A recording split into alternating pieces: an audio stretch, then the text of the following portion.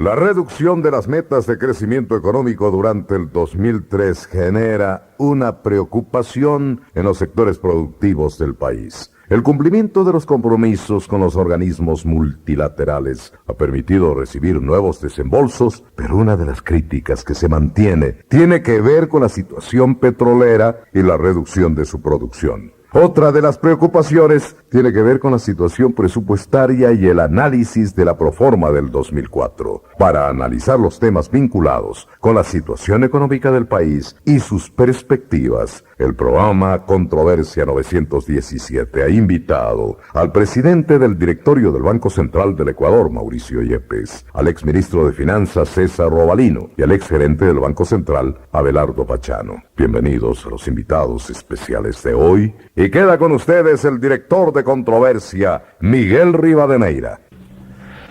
Un saludo cordial a los oyentes del programa Controversia.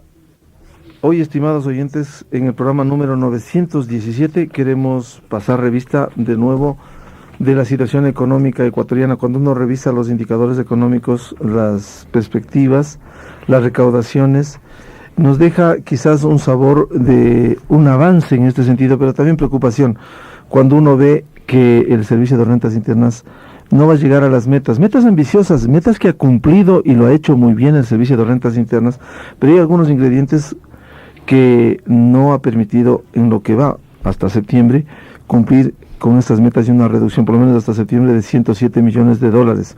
A esto se suma la preocupación por el tema petrolero. Si bien este año, como se dice, vamos a pasar el año y vamos a pasar bien, sin embargo, de la reducción de la meta de crecimiento económico, hay preocupaciones por lo que pueda suceder el año 2004, cuando todavía debatimos las reglas de juego claras para las inversiones en el sector petrolero del país, del que de alguna manera depende el presupuesto ecuatoriano. Estos y otros temas vamos a abordar con los invitados especiales de hoy, luego de la siguiente pausa. Esta es Radio Quito, 760 kHz onda media, 4920 kHz onda corta, emisora de Ecuador Radio, la cadena que nos une.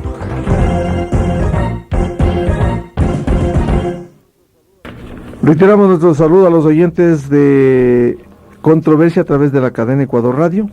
Damos la bienvenida al economista Mauricio Yepes, presidente del directorio del Banco Central del Ecuador, el economista Abelardo Pachano, gerente del Banco Central del Ecuador, y también invitamos al exministro de Finanzas, economista César Robalino Gonzaga.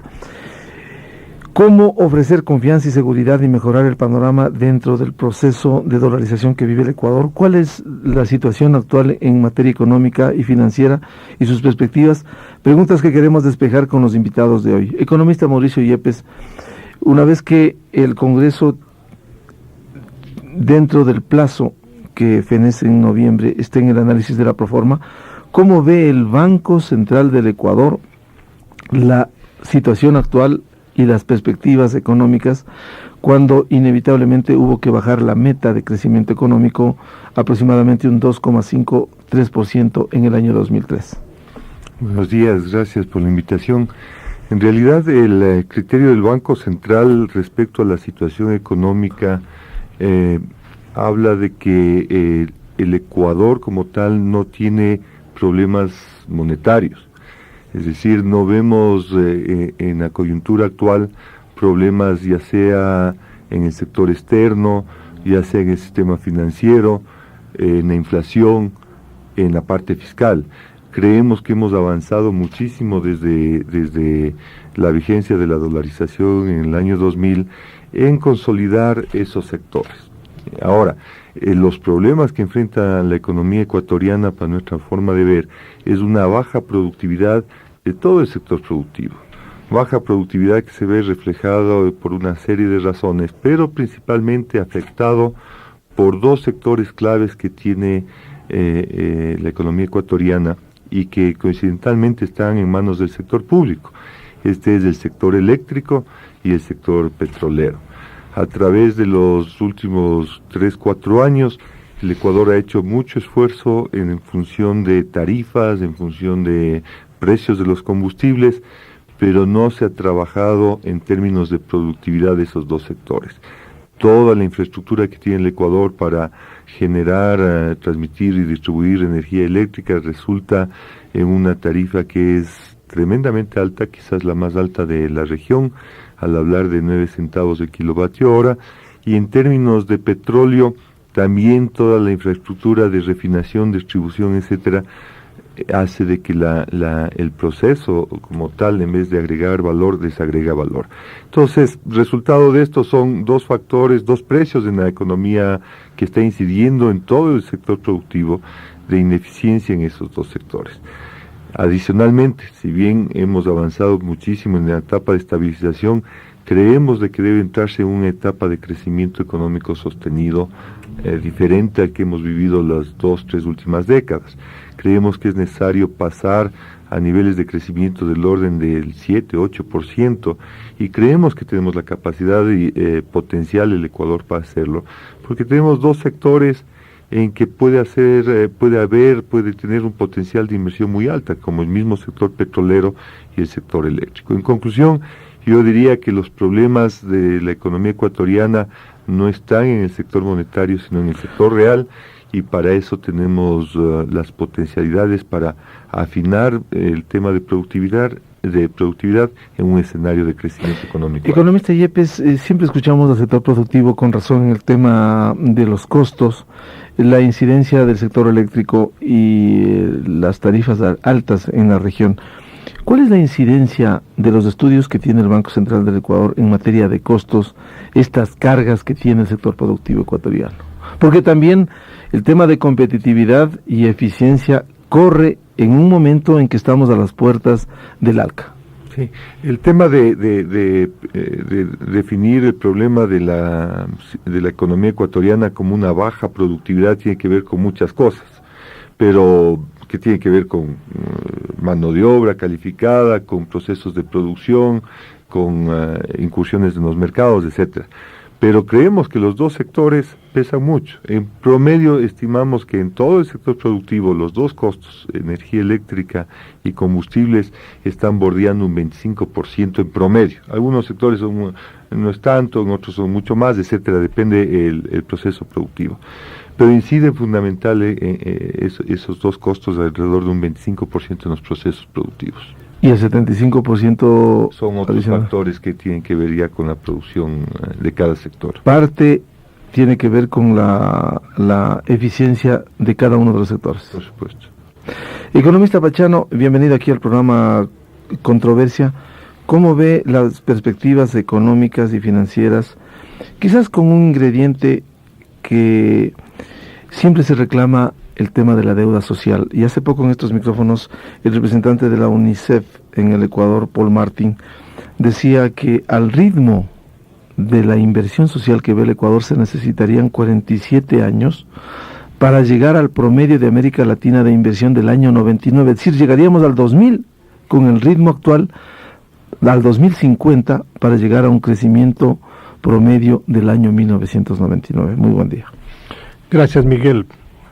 Bueno, no sé cómo sacó esas cifras Paul Martin. Seguramente él tiene la razón. Pero uno de los más graves problemas que hay en el gasto público es el nivel de ineficiencia y de baja calidad que tiene el mismo.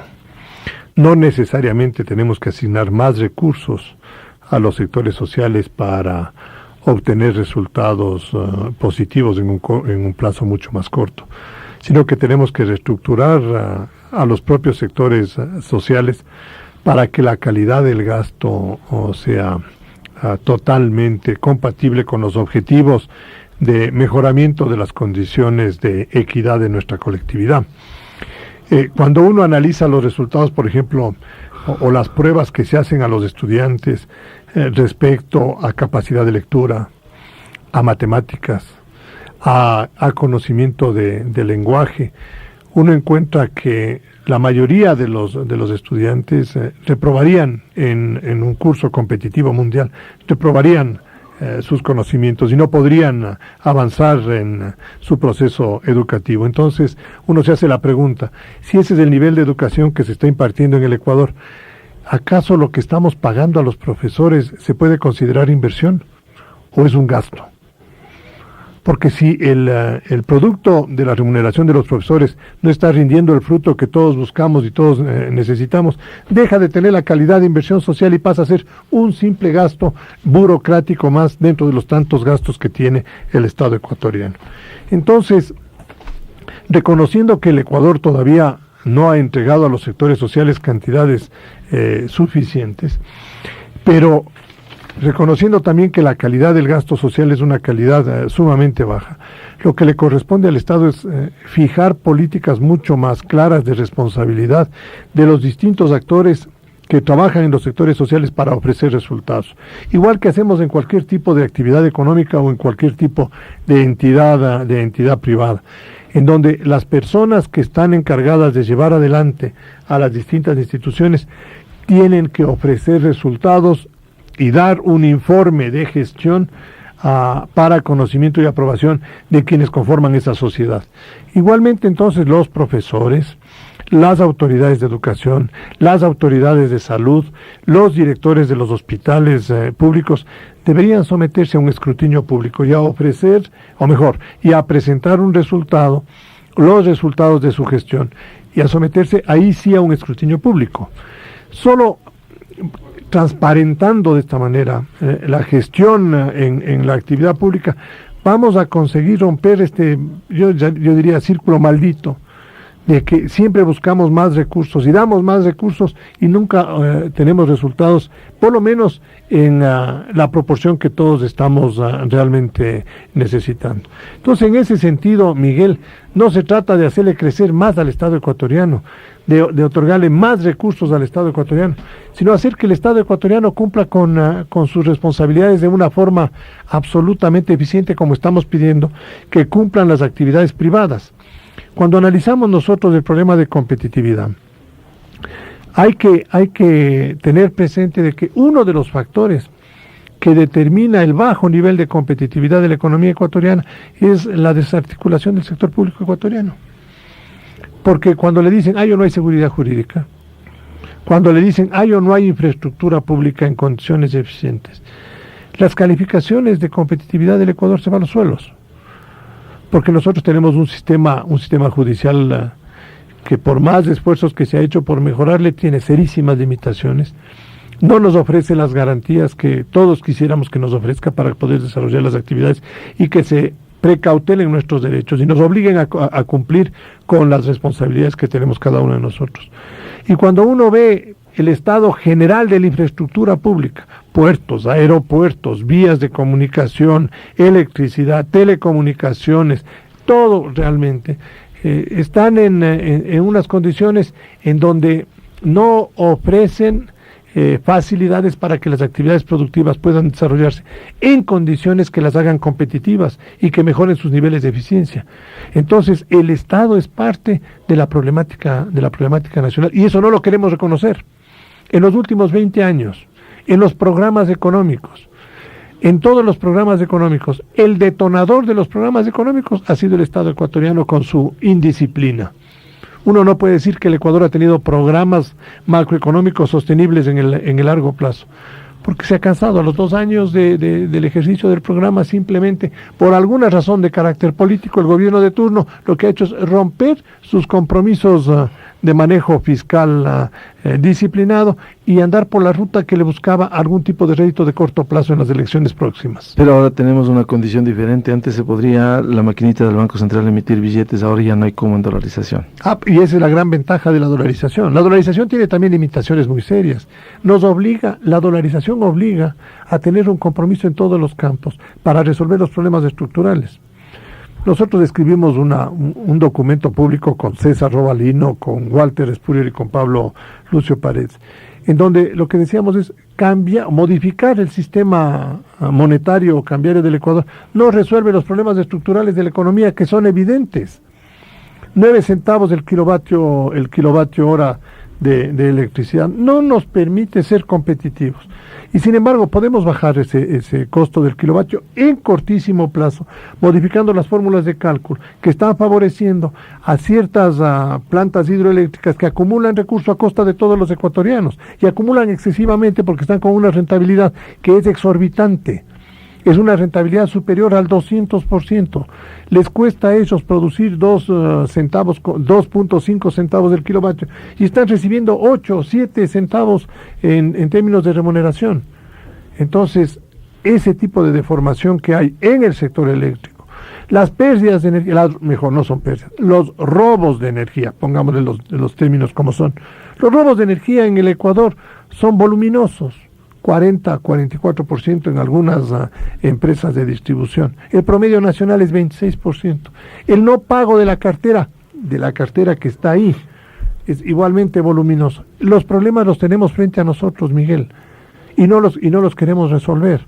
O nos damos la vuelta porque hay demasiados intereses político-económicos vinculados con este tipo de temáticas, igual que con la aduana. Cada vez que topamos el tema de la aduana, hay algún tipo de argumentos súper sofisticado que hace que no podamos resolver eso. ¿Por qué? Porque la aduana es una fuente de enriquecimiento y de negocios de un grupo pseudoempresarial corrompido que tiene vinculaciones de carácter político en el Ecuador. Entonces, si nosotros no desterramos estas deformaciones del Estado con cualquier sistema monetario, con cualquier sistema económico que escojamos, seguiremos con los mismos problemas. Una economía que no crece a la velocidad que debe crecer, que malgasta los recursos y obviamente que pierde oportunidades. Porque todas estas cosas que estamos hablando el día de hoy, Miguel, sobre calidad del gasto, repercuten en la potencialidad de la economía. Un buen programa de educación potencializa la economía porque prepara gente.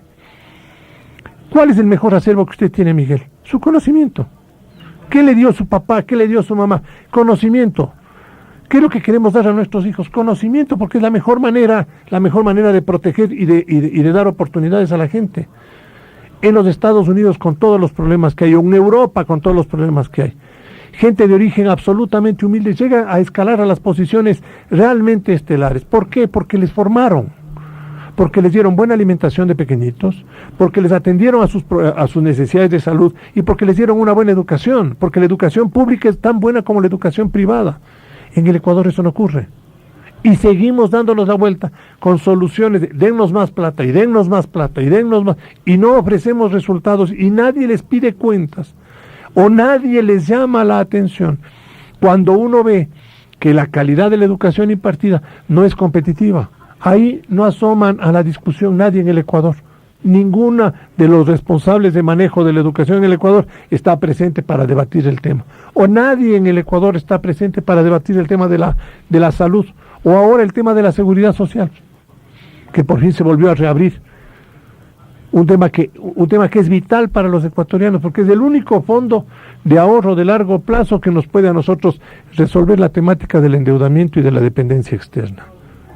Sin embargo, nos hacemos los ciegos y no queremos discutir esos temas. Y claro, el día de mañana salimos y decimos, este Ecuador por este modelo monetario no crece. Y es que el Ecuador parecería ser que tiene una tendencia caprichosa a no corregir los problemas de fondo que le han impedido durante muchísimos años encontrar una senda sostenida, como decía Mauricio hace un momento. Lo que tenemos los ecuatorianos es que llegar a un consenso de un esquema de manejo económico que nos permita asegurar cuáles son los principios en los que vamos a tener la política económica. Y lo iremos monitoreando conforme las circunstancias nos obliguen a monitorear. Pero cumplamos con ciertos preceptos. Economista Pachano, una de las inquietudes que se mantiene latente en el Ecuador es el manejo del sector petrolero. Precisamente los 4 economistas que firmaron, entre ellos usted, un comunicado, tocan este sector vital en la economía ecuatoriana, y una de las recomendaciones, aparte de las refinerías, la liberación de la importación de combustibles, hablan sobre las ganancias por eficiencia que pueden superar los 500 millones. ¿Cómo lograr eso? Porque venimos hablando tanto de la eficiencia en el sector petrolero y no hemos logrado afinar esto. Seguimos debatiendo las bases para una ronda petrolera. Miguel, uno de los días pasados, en los diarios del país, se mencionaba que Petroecuador ha dejado de producir 100.000 barriles al día en los últimos 10 años. Producía sobre 300.000 barriles, hoy día está produciendo cerca de los 200.000 barriles. Eso significa más de 700 millones de dólares al año.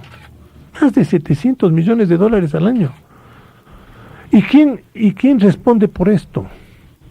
¿Y cuándo ponemos las cosas en su sitio? Y cuando hablamos de que hay que reestructurar Petroecuador, porque no podemos continuar en esa línea de pérdida de producción diaria que nos ha ocasionado tanto perjuicio, inmediatamente saltan distintas voces a tratar de proteger a una institución que lamentablemente tiene problemas serísimos de ineficiencia. Una institución que ha multiplicado instancias administrativas, que tiene una multiplicidad de subinstituciones alrededor y que no cumple con el propósito con el que fue creado. Acaba Ecopetrol en Colombia ser reestructurada, totalmente reestructurada. ¿Con qué propósito? Con el propósito de que se convierta en una entidad, en una empresa que compita con las privadas. Ya Ecopetrol ya no va a manejar ni administrar los contratos del Estado colombiano, como ocurre aquí con Petroecuador, porque se vuelve un tema de conflicto de intereses, que lo único que hacen es distraerle del cumplimiento de sus obligaciones primarias. Hay un estudio del Banco Mundial y acaba de publicarse hace una semana al sector petrolero. Hay un señor Mayorga, me parece, que escribe uno de los capítulos, en donde reitera que las pérdidas en refinación son superiores a los 400 millones de dólares al año. Claro, le entregan petróleo a la refinería, y se le entrega desde hace años a la refinería a $4 o a $5 el barril, cuando vale $25 en el mercado. Entonces le estamos entregando a la refinería ecuatoriana un petróleo $20 más barato, y sin embargo sale al mercado un combustible que tiene un precio internacional. ¿En dónde se queda el dinero? ¿Qué es lo que está pasando con el dinero? Hay una cuenta que se llama, creo que es cuenta de compensación de exportaciones de petróleo o alguna cosa por el estilo, que es un gran cajón desastre, con todo el respeto a los sastres, pero con un gran cajón desastre, en donde ponen todas las cosas y no sabemos en definitiva qué mismo está ocurriendo con esos recursos. Entonces, ahí hay cientos de millones de dólares. Nosotros lo que hemos dicho, solo en reducción del costo de la tarifa eléctrica puede ser 200 millones de dólares o más para el sector productivo. Eso es hartísima plata. Eso es del 50% de los costos financieros. Eso es equivalente al 50% de todos los intereses pagados por los ecuatorianos al sistema financiero ecuatoriano. 200 millones. ¿Qué más hay? Si arreglamos nosotros el problema de producción de petróleo, si arreglamos el problema de refinación de petróleo, ¿nosotros qué vamos a tener? Más de 1.000 millones de dólares. Ahí está el dinero. Claro, esos 1.000 millones les vamos a quitar a alguien, ¿no? Porque no es que los 1.000 millones salen de la nada, sino que hay un grupo de ecuatorianos que han estado recibiendo gratis una serie de servicios o han tenido unos beneficios ocultos. Y ellos son los que se oponen precisamente a que se vuelva transparente el Estado ecuatoriano. Si hay un 40% de consumidores que roban energía y que ahora les vamos a cobrar, ellos van a protestar por esa energía que ahora les vamos a cobrar. En agua potable, Miguel, no hemos hablado de agua potable. En agua potable, el robo del agua potable en algunas ciudades del Ecuador es tanto o más dramático. Tanto o más dramático. Yo hablaba con el concesionario ahora del agua potable de Guayaquil y me quedé espeluznado de escuchar las cifras. Espeluznado de la cantidad de agua producida que no se factura. Yo no conozco las cifras de Quito, pero algo parecido tiene que ser también en Quito. Nos están subiendo las tarifas todo el tiempo del agua potable. Y el nivel de robo de los servicios públicos es enorme. Entonces, el remesón en cuanto a obligar a que las entidades públicas sean eficientes y aquellos que no puedan manejar entidades públicas se retiren. Y aquellos que tienen solo intereses políticos para ocasionar los más dolores de cabeza a los ecuatorianos, tienen que dejar de administrar esas entidades públicas. No es posible, Miguel, eso no es posible que frente a nosotros, ante los ojos de nosotros, veamos que nos hacen estas cosas y no hagamos nada. Economista Mauricio Yepes, tema petrolero. El Banco Central ha hecho estudios, investigaciones, cómo se proyecta el sector petrolero cuando, como decía el economista Pachano, ha caído dramáticamente la producción petrolera, y este es un tema que debía haber mejorado ya porque estamos retrasados. Bien, yo creo que lo que estamos discutiendo aquí es lo fundamental. Y tal vez el Ecuador tiene problemas de ponerse en consensos, somos propensos al disenso, y la capacidad de ejecución de los programas de gestión es muy baja. Por eso es que el Banco Central propone 3 campos de acción donde creemos incidir totalmente en temas de productividad, en temas de desarrollo económico que le puedan cambiar al país. Nosotros llegamos, aunque algunos analistas económicos creen que el central o particularmente los funcionarios empujamos lo que se llamó el consenso de Washington, que decían, bueno, aquí hagan estas 10 reformas, cumplen esas 10 reformas y los países crecen. Y vemos la aplicación del consenso de Washington aparte de Chile. No ha habido países en la región que puedan haber llevado a esos niveles de crecimiento. Tal vez alguno, como República Dominicana, que sí pudo tener en la década de los 90 tasas de crecimiento promedio del 10% anual. Y la experiencia es esa, centrarse en cosas importantes, pocas, y que se puedan ejecutar. Y a ese sentido, nuestra focalización y donde queremos, y el programa económico está así, es uno, el control de la calidad del gasto, que muy bien lo ha explicado el economista Pachano, y que creo que para ir un poquito más conceptual, el Ecuador no puede tener un presupuesto con una calidad del gasto que el 80% va a gasto corriente y el 20% a gasto, a inversión, a gasto de capital. Si es que consideramos dentro de ese 20%, asumimos que todas las transferencias que se hacen por el 15% dispuesto en la Constitución a los municipios es gasto de capital. Entonces, esa proporción de que por cada dólar que el fisco capta en impuestos, 80% se va a gasto corriente y solo 20% a capital, es un problema serio, es un problema estructural que tenemos que ir cambiando. Ahora, ¿cómo? El segundo tema es el sector eléctrico, y estábamos hablando en niveles de prioridades que hemos puesto. El sector eléctrico, que ya muy bien lo ha explicado Abelardo, con todas las implicaciones que hay, y el tercero es el sector petrolero, que vuelvo y repito, en todas estas cuestiones, en los 3 sectores, afectan la productividad, que es uno de los temas que tanto se habla por efectos de competitividad, etcétera, y afectan el crecimiento económico, que también un problema del Ecuador es que ya no vamos una década perdida, ya vamos varias décadas perdidas, y lo importante es pasar a un escenario de crecimiento alto que permita un mejor nivel de vida a los ecuatorianos. En el tema petrolero, consideramos que es un problema de distribución de activos, ¿no es cierto? El Ecuador tiene 5.000 millones de barriles de petróleo de reservas probadas, de las cuales 1.000 se ha asignado al sector privado y 4.000 al sector público a través de la empresa Petroecuador. Son 5.000 o más. El presidente Gutiérrez daba una cifra de 8.000 millones. 8.000 dio en Nueva York. 8.000 millones dijo. Las reservas probadas son 5.000 millones de barriles de reservas probadas. Eso es lo que tenemos certificado y que hay toda la evidencia internacional que certifica eso. Pero aquí es un problema de asignación de recursos, porque le entregamos casi el 90% de las reservas probadas para que las explote una compañía que no tiene los recursos para hacerlo, que es Petroecuador. No tiene los recursos para hacerlo. Entonces, resultado de eso, en 15 años hay una tasa de decrecimiento anual de cerca del 3% anual en la producción de Petroecuador, desde hace 15 años. No es un problema de ahora. En cambio, el sector privado, que tiene toda la cantidad de recursos financieros disponibles, apenas se les ha entregado 1.000 millones de barriles de reservas. Total, el resultado es de que crece al 37% anual.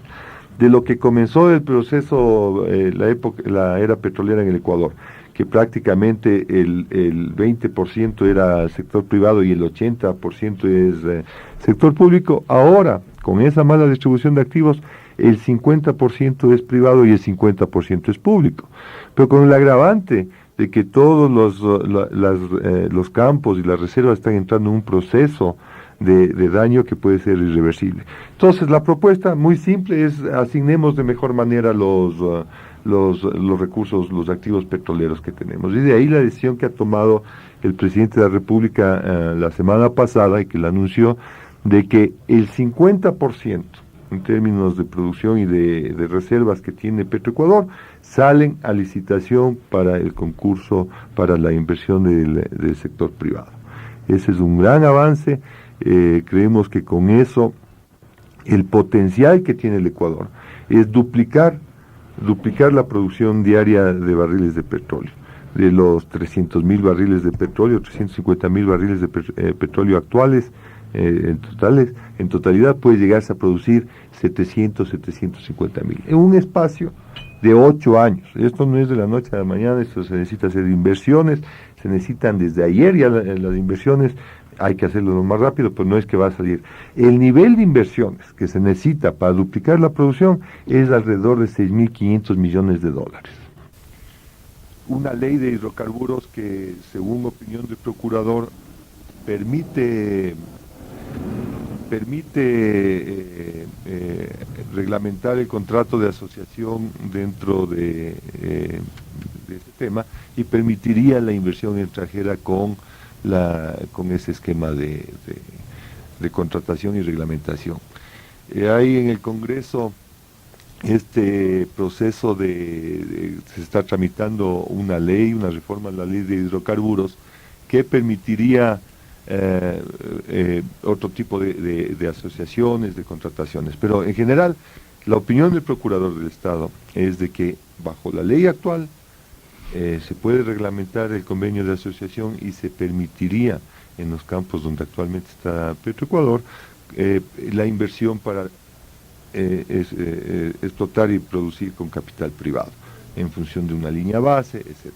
Entonces, creemos que eso es. Se presentó en Nueva York, el presidente de la República habló de esto, lo tomaron con mucho interés el reglamento que se anunció la expedición en Nueva York. Lo han revisado, tengo yo entendido, el foro petrolero, lo ha revisado las empresas privadas y hay interés de las empresas de venir. Entonces es lo importante. Ahora el siguiente paso es las bases de las licitaciones, que son muy importantes, y el contrato, porque de lo que he escuchado a la gente del sector, los contratos petroleros en este país sí se han mantenido, ¿cierto? Entonces sí hay cierto nivel, cierto antecedente. Quitemos de lado el IVA petrolero, que creo que es uno de los problemas fundamentales que hay que buscar una solución. El otro tema muy importante es las relaciones con las comunidades indígenas y todo el tema del medio ambiente, que hay que cuidarlo, pero en general creemos que tenemos los instrumentos necesarios para salir a una licitación exitosa y que permita las inversiones en este sector urgente. El problema, economista Yepes, es que son posibilidades, todavía no son hechos que se suceden en el país. El caso de las refinerías que citaba el economista Pachano, el informe del Banco Mundial, y no hay correctivos inmediatos, es decir, hay análisis, investigaciones. Estoy hablando de aguas de arriba, ya. ¿no es cierto? Aguas de arriba está clarísimo, la política está dada. Aguas abajo, la cifra de destrucción de valor que lo presentó el Banco Central en las cuentas nacionales de hace 2 años, y está publicado desde que desagregamos el proceso de petrolero en refinación, está publicado la desagregación de valor. Ahora entendamos por qué se produce esa destrucción de valor en las refinerías. El principal problema que tenemos ahí son los precios, porque hay un subsidio fuerte al gas que se refleja en el proceso de refinación. El costo del subsidio está reflejado en ese proceso de destrucción de valor de la refinería, porque vende a un precio menor al que cuesta.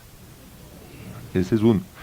2, también en el diésel hay un subsidio implícito porque el precio internacional está cerca de $1 y el precio local está a 81 centavos. Entonces, parte de la destrucción de valor de la refinería son subsidios que tiene la economía a los dos tipos de derivados. Sin duda, hay todos unos problemas ya de internos, de manejo, de obsolescencia, de malas ampliaciones que se han hecho a esa refinería. Y entonces se ha presentado toda una serie de temas que creo que es importante que se puede mejorar el tema de refinería. Lo que es muy importante es cerrar la refinería, técnicamente no es lo aconsejable, ¿cierto? Hay momentos en que resulta, por las variaciones de los precios internacionales, que resulta mejor refinar en el Ecuador que importar el combustible desde afuera. Entonces, lo que ha planteado el Banco Central al respecto es un estudio técnico en el cual le dice cómo en función de los precios futuros de los combustibles tiene que adecuarse la capacidad de producción o la capacidad de producción de la refinería, para tenerse un espacio de ir jugando con los precios futuros y cuando sea necesario o cuando sea conveniente producir, se vaya a máximo de capacidad y cuando sea más conveniente importar, se reduzca la generación de combustible. Lo fundamental, que creemos que es el siguiente paso aguas abajo en el proceso de producción, es la construcción a través del sector privado, ya sea en un BOT o un BOO, de todas las esferas de gas y el proceso de distribución del gas licuado en el Ecuador, que es un proceso que, aparte del subsidio, cuesta 40 millones anuales de luz una barcaza en la costa ecuatoriana, y la construcción de los poliductos pascuales hacia el sur, que creemos que es fundamental, pero que tiene que hacerse con un BOT o un BOO, y eso es lo que se ha propuesto. Ahora, ¿qué va a pasar con el gas? Cuando pasa por una decisión política, sabemos lo que le pasó al presidente Bucarán en el año 97. Ahora lo que se ha venido es postergando esa distorsión que hay en el precio bajo de quienes sí podemos pagar un precio más alto, pero pasa por una decisión política y esta no se la puede adoptar. ¿Cuándo cree que va a pasar esto? El programa económico contempla para el año 2004 una focalización al subsidio, ¿cierto? Eso es bien importante y yo creo que hay que decirlo así. Desde el 1 de enero.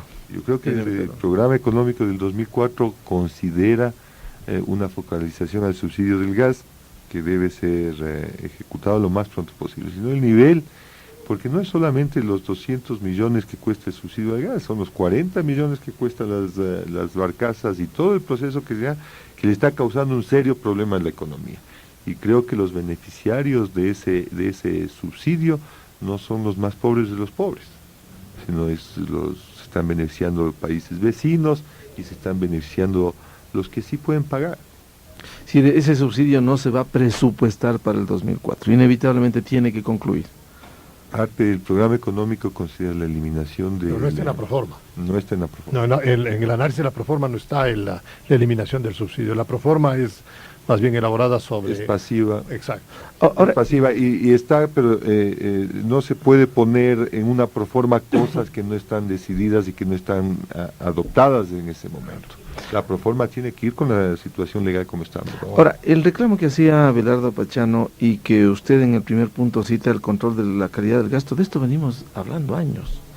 Cada vez que hay un conflicto con la UNE se detecta, tuvimos acceso a la información, al debate público con ocasión de la aprobación de la Ley de Unificación Salarial y Reforma Administrativa, de conocer que hay 131,000 maestros en la lista y que 17,000 maestros no estarían, y esto lo ha corroborado el propio ministro de Economía y Finanzas, Mauricio Pozo, hay 17,000 que no estarían, pero los recursos del Estado va al sector, al magisterio. ¿Cuándo se corta esto? Si sabemos que hay excesos de recursos, el reclamo en el control de la calidad del gasto. Bueno, este es un problema que se viene viviendo en el Ecuador desde mucho tiempo atrás, porque con todos los problemas fiscales que se ha vivido, la principal forma de corregir los problemas fiscales ha sido recortando el gasto. Y el único gasto que se puede recortar es el gasto de inversión. Los salarios no se pueden recortar. Políticamente ha habido incluso una displicencia, diría yo, en contentar a todo el mundo a través de incrementos salariales que han hecho insostenibles. La masa salarial, que es lo que siempre mencionamos, creció de 900 millones en el año 2000 a 2.300 millones. Crecimiento exponencial que no tiene relación con nada. Entonces eso es imposible. Entonces sí hay un proceso que hay que irlo haciendo. En cuanto a cuestiones concretas que se ha hecho. Primero, el decreto ejecutivo mediante el cual norma que todo el pago a los servidores públicos tiene que hacerse por acreditación en cuenta bancaria y que en la acreditación en cuenta bancaria en forma presencial se verifique la identidad de los individuos y la presencia de los individuos. Eso creo que es fundamental. Estamos ya por entrar en este mes con el pago a algunos de los sectores públicos, entre esos algunos de las direcciones provinciales de educación ya están en ese pago. Entonces ya estamos haciendo un control sobre este tema conjuntamente con el Ministerio de Economía y el Banco Central. Esto está en vigencia desde julio, el decreto ejecutivo del Presidente de la República, y hemos venido instrumentando con eso. El segundo tema, en el sector eléctrico hemos dado pasos bien importantes. El tema del decreto 573, mediante el cual se busca reordenar el mercado eléctrico mayorista. Se establecieron ya un acuerdo macro que devino en un fideicomiso, en el cual se está poniendo los incentivos correctos. Se le está poniendo el incentivo a las distribuidoras para que la cartera que tienen, que no está cobrada, la cobre. Se está tratando, por otro lado, de que con todo ese ingreso del sector y a través de segmentarlo en el fideicomiso, de alguna manera, empresas que estaban a través de una rentabilidad altísima acumulando valor, sirva para el resto del sector, para que sirva para el resto de los participantes en el sector eléctrico mayorista. Caso concreto de las hidráulicas. Se ha hecho eso. Ese fideicomiso se suscribió hace 8 días y creo que es fundamental porque de ahí, si ordenamos el mercado eléctrico, las inversiones en ese sector van a venir, porque el costo marginal que aplica el mercado eléctrico mayorista incentiva que haya inversión. No ha habido inversión porque ¿quién va a venir a producir y entregar un producto si no hay garantía de pago? Que es lo que ha estado sucediendo en el mercado eléctrico mayorista. Están los fideicomisos, está el decreto 573, está el decreto que reglamenta el mercado eléctrico mayorista. Ahí esperamos también fuertes inversiones en los próximos años. San Francisco, Mazar, que ya está en construcción, Reventador, todos estos proyectos, Tuachipilatón, que son fundamentales, que no son de mediano y largo plazo, que debió haberse empezado ya hace 25 años. Entonces se está comenzando, se está haciendo, y lo importante de todo lo que estamos hablando aquí, Miguel, es de que, y vuelvo y repito, no hay problemas en el sector monetario. Siempre estamos oyendo a analistas económicos, hay un programa de radio que es cotidiano, todos los dice, los problemas de la dolarización. Si no hay problema con el sistema monetario, los problemas del Ecuador son del sector real, que no tienen nada que ver con el dólar o con el tipo de cambio. ¿Acaso que porque hubiésemos tenido tipo de cambio nominal vamos a incrementar un barril de petróleo de producción? ¿Acaso con el tipo de cambio nominal vamos a incrementar un kilovatio de generación eléctrica? No. Entonces, los ecuatorianos también tenemos que enfocarnos y tratar de ver los problemas donde están los problemas. Calidad del gasto, claramente explicado por el economista Pachano, y desde términos macros, el 80% salarios, el 20% gasto de capital. El tema eléctrico y el tema petrolero. Son los 3 temas que los ecuatorianos tenemos que pensar, ¿no? Claro, pero si no mejora eso, economista Yepes, si no mejora el control de la calidad del gasto, si no mejora el sector eléctrico, si no mejora el sector petrolero, van a escasear los dólares. Y si no mejoran de acuerdo con las metas, el servicio de rentas internas, ¿cómo vamos a sostener algo que quisiéramos mantener, la dolarización? El tema, y eso es también escuchado a algunos economistas que dicen, el problema de la cuenta corriente o de la balanza comercial. Compramos más de lo que vendemos, ¿cierto? Y esa ha sido la historia del Ecuador, pues. La balanza comercial, el resto de petróleo, va a ver que en muchos de los periodos es negativa. Una cuenta corriente negativa, que no solamente los bienes, sino los servicios, negativa, ha sido la característica del Ecuador, y creo que va a ser la característica del Ecuador por muchos años, porque yo no creo que el Ecuador tenga la capacidad de ahorro interno para con solo nuestros propios recursos desarrollarnos. Vamos a necesitar que nos presten recursos. En la medida, ¿cómo es el ajuste que se da en una cuenta corriente? Los años que ha habido crisis en el Ecuador.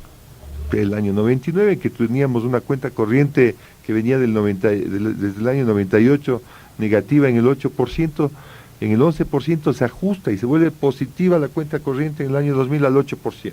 Es un ajuste de la economía brutal. ¿Es eso positivo? Entonces tenemos que entender, lo importante es quién nos está prestando y cómo nos están prestando.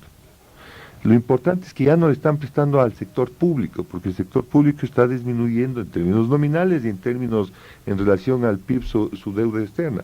Le están prestando al sector privado. El sector privado es el que se está endeudando. Y entre comillas, porque yo creo que es una repatriación de capitales, que se lo está registrando como deuda para beneficiarse de una exención tributaria. Pero eso es bueno, porque seguramente el sector privado toma decisiones de inversión que le da rentabilidad y que le permiten crecer. El sector público es malo que se endeude y ese es el que hay que bajar. Entonces, en la medida que hay gente que está trayendo sus dólares por repatriación o que nos están prestando, es positivo para la economía porque necesita crecer la economía.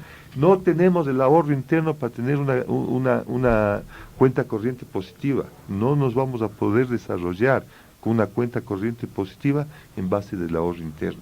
No es suficiente. Economista Pachano, si es que en el escenario, ojalá que eso no suceda, si no mejoramos el control de la calidad del gasto, si no mejoramos el sector eléctrico, si no mejora el sector petrolero, ¿qué puede pasar?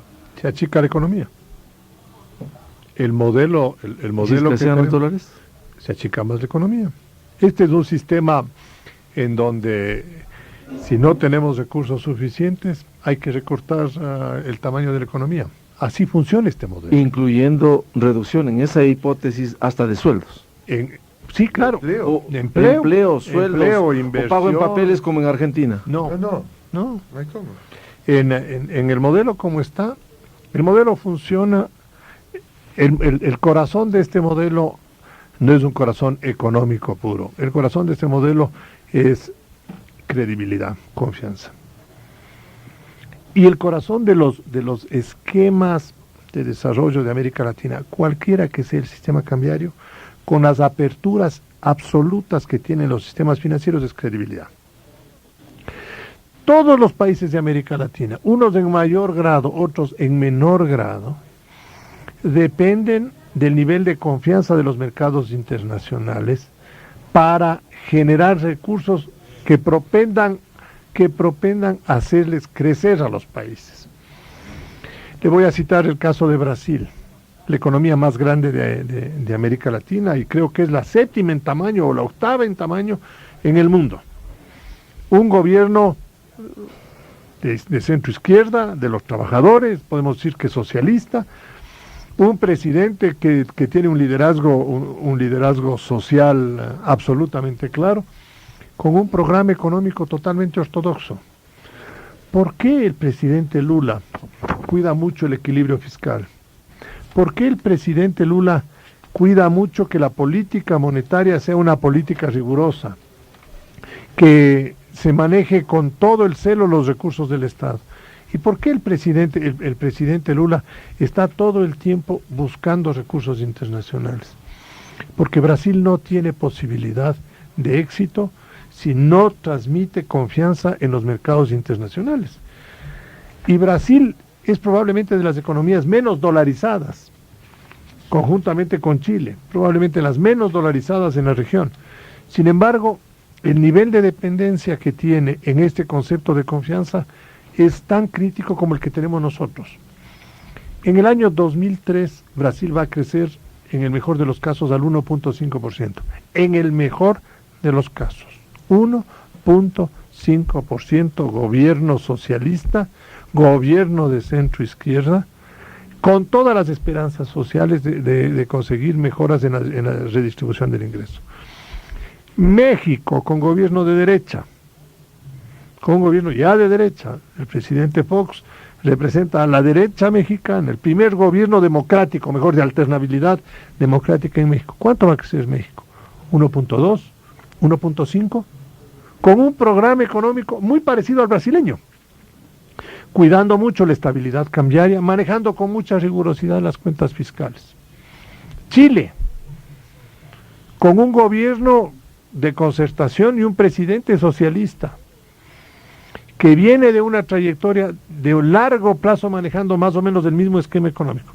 Chile, ¿cuánto va a crecer? 2.5% más o menos, lo que pensamos que va a crecer el Ecuador en este año. Y Chile tiene un nivel de apertura parecida a la ecuatoriana, con una dependencia en un producto, en un mineral, como nosotros tenemos en el petróleo, ellos en el cobre, nosotros en el petróleo.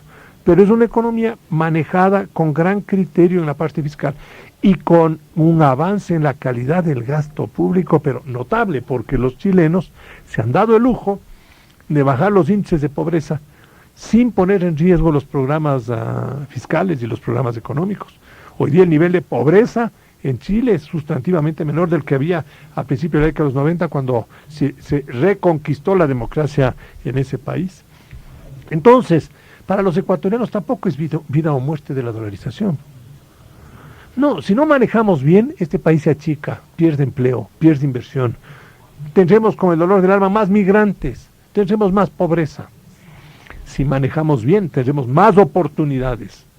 Esa es la gran diferencia entre hacer las cosas bien y hacer las cosas mal. No es que vamos a empezar a vender papeles o hacer cosas como lo hicieron los argentinos.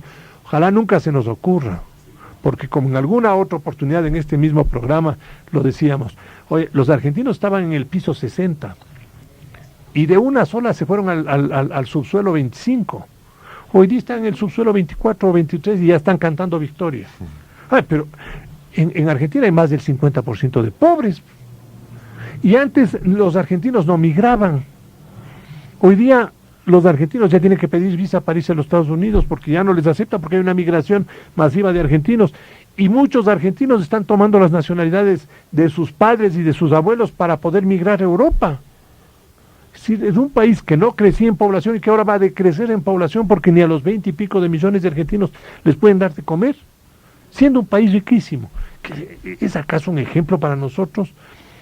En alguna revista leía yo el resultado de la negociación de Kirchner con el fondo, decía Argentina 1, el Fondo Monetario Internacional 0.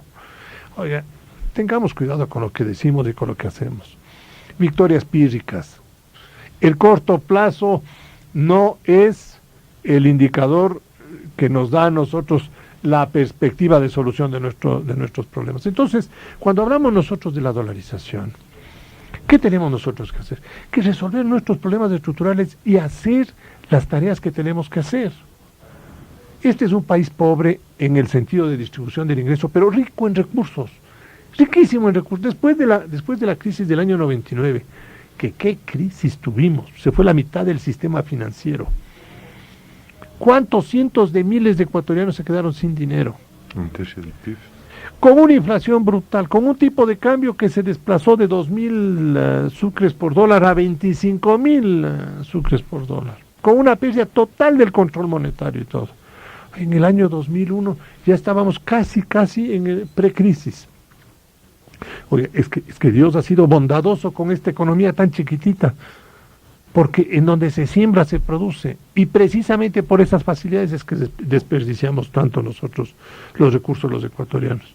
Entonces, hoy día que estamos viendo con más claridad, Miguel, la problemática nuestra, y evidenciamos nuestras limitaciones, seríamos unos irresponsables totales, de no enfrentar esos problemas y de no tratar de resolverlos a esos problemas. Cuando hay problemas de moralidad, ¿no? La cantidad de pipones, Miguel decía, ¿no? Con los nuevos sistemas de pagos a lo mejor hay algunas decenas de miles de servidores públicos que no existen. Oigan, si nosotros logramos descubrir eso, debemos dar una batalla y bien fuerte, porque eso quiere decir que hay estructuras dentro del Estado absolutamente podridas de las que hay que extirparlas. Como hay estructuras podridas en el sector privado que también hay que extirparlas. Porque lo que ha ocurrido también en el sector privado no es una cosa que hay que olvidarse. Entonces, Miguel... Hay ineficiencia y hay que reconocerlo. Y algunos vivieron de cosas ficticias como la tasa de cambio. Claro, Miguel, pero eso es producto de una política económica. Lo que es inadmisible es que roben.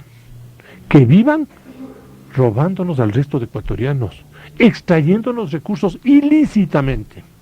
Porque si yo soy ineficiente, Miguel, y la sociedad me tolera, bueno, la sociedad me está tolerando una actividad en la cual no he puesto todo el esfuerzo para ser óptimo. Pero es diferente si yo vivo gratis en la sociedad, exarciendo, sacando al resto de miembros de la sociedad recursos que no me pertenecen, que no son míos, que los estoy obteniendo ilícitamente. Lo que yo le decía, 40% en algunas empresas eléctricas no pagan la luz, roban la luz. Algunos no pagan el agua potable. Otros no pagan teléfonos. El problema es que no ha cambiado. El CONELEG hace poco daba un informe de lo que sucede en Guayaquil. Alguna vez le preguntamos hace un par de meses al alcalde de Guayaquil y él decía, sí. El problema es cuándo cambiamos eso. Claro. El decreto, eso le mencionó Miguel, precisamente, ¿qué es lo que hace el decreto 573 y el fideicomiso respectivo? Todos los ingresos que va a recibir una distribuidora eléctrica de los consumidores, ya no van a entrar a la distribuidora eléctrica, se van al fideicomiso, y el fideicomiso le asigna a cada participante del mercado, al generador, al transmisor, y el saldo le deja al distribuidor. Como parte del saldo se ¿De le quién deja adelante? desde la fecha que se dio, desde el 1 de septiembre. ¿Y qué pasa con las cuentas para atrás? Aquellos grandes deudores. Pero Porque la figura del fideicomiso es que los grandes deudores que se han sido detectados por el CONELEG, ¿cómo le van a cancelar al Estado ecuatoriano? Miguel, pero yo creo que hay que distinguir dos cosas. ¿Sí? Hay problemas en la producción, hay pérdidas negras en la distribución, pero no nos olvidemos de que veníamos de una tarifa que estaba a 2 centavos de kilovatio hora. Entonces, le costaba al público 2 centavos de pagar el kilovatio hora, y la generación costaba 6, 7 centavos de kilovatio hora. Entonces, entre 2 y 7 hay 5 centavos de diferencia que estaban asumiendo las distribuidoras, y ahí se genera todo este tema.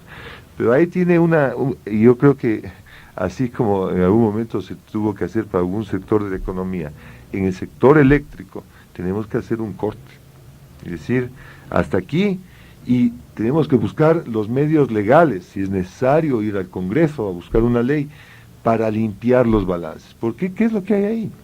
Son cuentas de cobrar del uno, que supuestamente va a cobrar de otro que tiene registrado en sus balances cuentas por cobrar, y a la final todo es, el que debe pagar es el Estado, porque reconocía el subsidio eléctrico en los diferentes decretos que iban sacando. Reconózcase el subsidio eléctrico, 500 millones de dólares.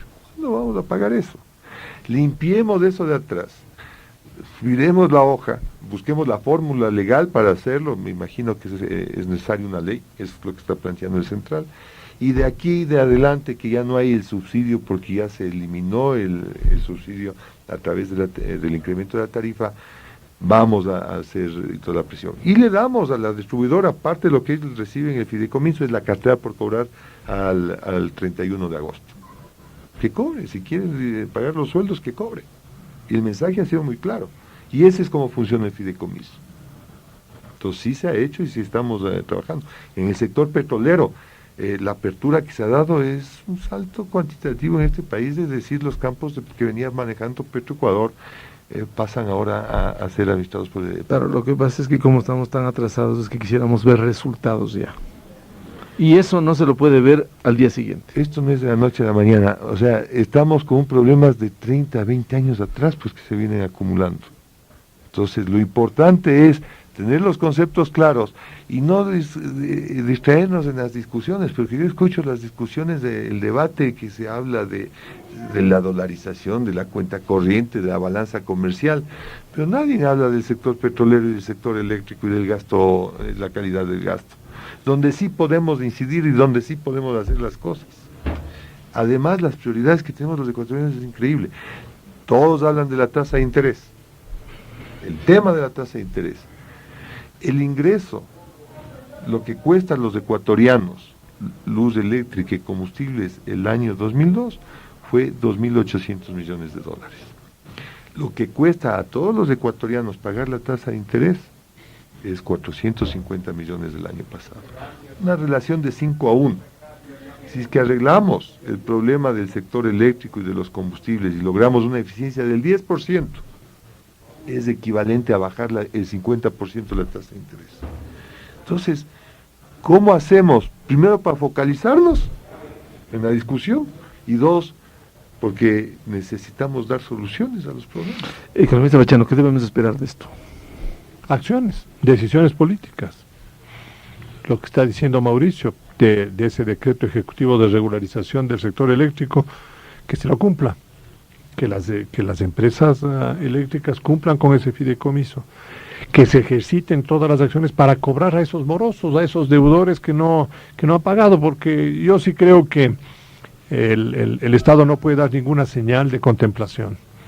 Tiene que ser riguroso en recuperar los recursos, porque todo lo que recuperemos, si lo gastamos bien, va a ir en beneficio de los objetivos que todos estamos buscando.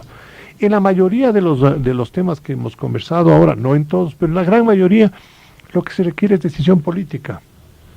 El arreglo de aduanas es decisión política, el arreglo de las eléctricas es decisión política, el arreglo de telecomunicaciones es decisión política, el arreglo del sector, de buena parte del sector petrolero es decisión política, convencimiento de que las cosas hay que hacerlas en esa dirección. El problema es donde es más difícil, en la decisión política.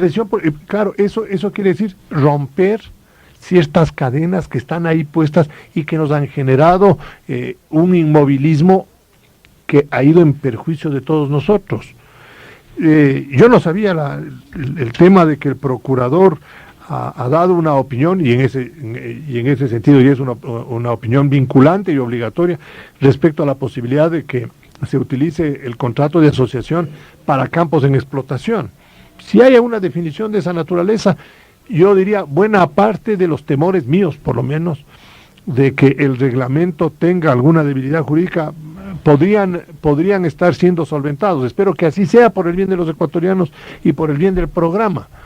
El entregar a Xuxufindi y Sacha a rehabilitación con inversión privada, asegurándole una participación adecuada al Estado ecuatoriano, me parece que es de apoyarlo todos. Ahora, que lo haga transparentemente ese Ministerio de Energía.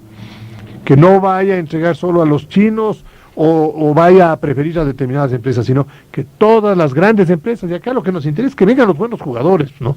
Las grandes empresas internacionales que vengan acá y que no vengan jugadores de tercera y cuarta categoría, porque si no, las cosas no lucen en la dimensión en que todos nosotros queremos. Pero la gran mayoría, Miguel, son decisiones de política que caen en manos del Ejecutivo. ¿Cuántas veces hemos hablado nosotros de la reforma de la aduana? Y los presidentes se han hecho sordos. Yo recuerdo haber conversado con algunos de ellos y haberles dicho, el problema de la aduana es, sí, claro, el problema es ese, y el momento de tomar la decisión, no hay posibilidad alguna. Miguel fue testigo de que en el Consejo Editorial del diario El Comercio le entregamos al presidente Noboa una reforma para que funcione el sistema aduanero.